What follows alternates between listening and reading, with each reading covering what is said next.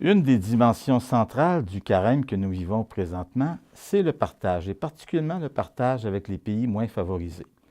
Pour en parler avec nous aujourd'hui, Élisabeth Desgranges, animatrice régionale Développement et Paix. Élisabeth, bonjour. Bonjour.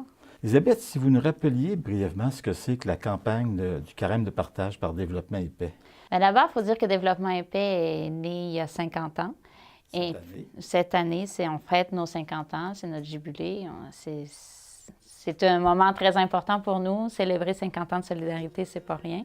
Et c'est 50 ans aussi de travail en collaboration et en solidarité avec les Canadiens, les Canadiennes, les catholiques de l'ensemble du pays qui portent Développement et Paix au quotidien, toute l'année, dans nos campagnes d'éducation, mais aussi au moment particulièrement du carême où on a un mandat d'accompagner, de revisiter un petit peu l'esprit du carême pour l'axer davantage sur la question, justement, comme vous disiez, du partage en solidarité avec les peuples les plus défavorisés. Souvent, à Noël, on pense aux plus pauvres autour de chez nous, avec les paniers de Noël et tout ça, à part qu'on invite à retourner vers ces mêmes valeurs, mais à lever le regard un peu plus loin, aller vers les gens dont on entend moins parler, les gens d'Amérique latine, d'Afrique, d'Asie. Et justement, vous avez établi des partenariats avec plusieurs pays d'Afrique, d'Amérique latine ou d'Asie.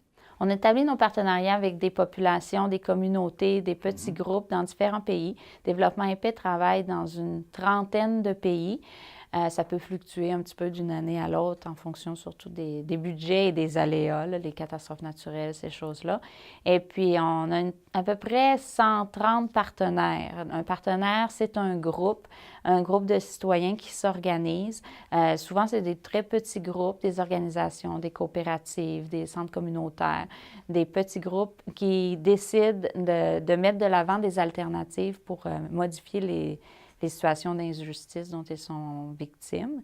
Et avec Développement et Paix, on accompagne ces processus-là. Donc, c'est vraiment par et pour les partenaires.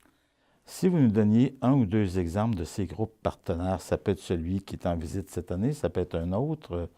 Bien, cette année, on reçoit une dame qui vient de la Colombie et qui nous a parlé pendant tout le carême du travail qui est fait avec les paysans et les paysannes là-bas. Les paysans et les paysannes ont souffert beaucoup des conflits en Colombie, 50 ans de guerre en Colombie. Guerre civile. Oui, conflit armé à l'intérieur du pays.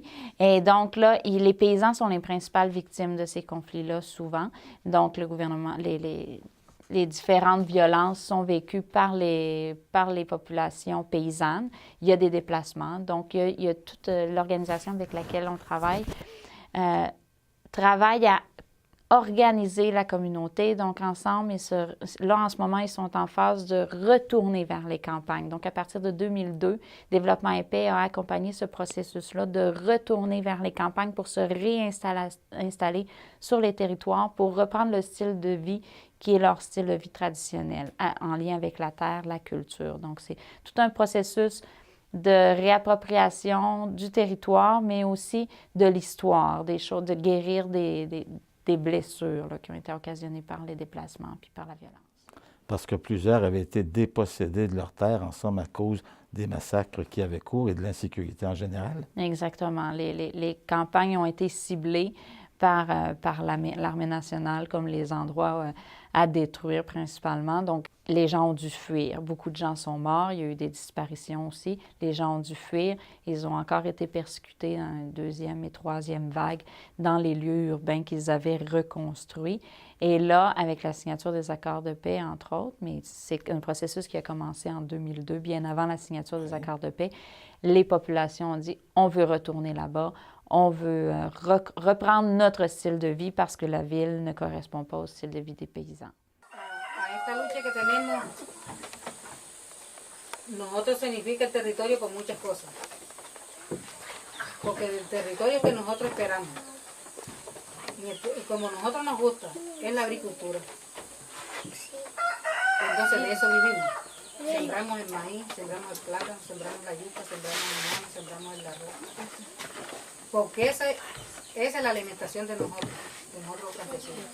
No hay que en la ciudad que mire uno, que una papayita es así, vea, que no tiene ni una cuartica de grande. Y es carísimo. Y vale 4,000 pesos. Y aquí la encuentra uno por ahí en el monte. Y aquí hay papaya que pesándola pesa sus 10 libras. Puis depuis la signature des accords de paix, depuis le début de l'année, depuis janvier, il y a une vingtaine de défenseurs des droits humains qui ont perdu la vie.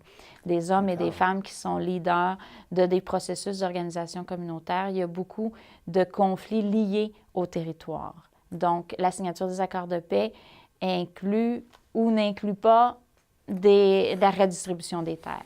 Il y a encore des ajustements à venir. Il y a beaucoup d'ajustements à faire et il y a des lois en ce moment en Colombie qui veulent promouvoir l'accès à la terre pour l'exploitation commerciale.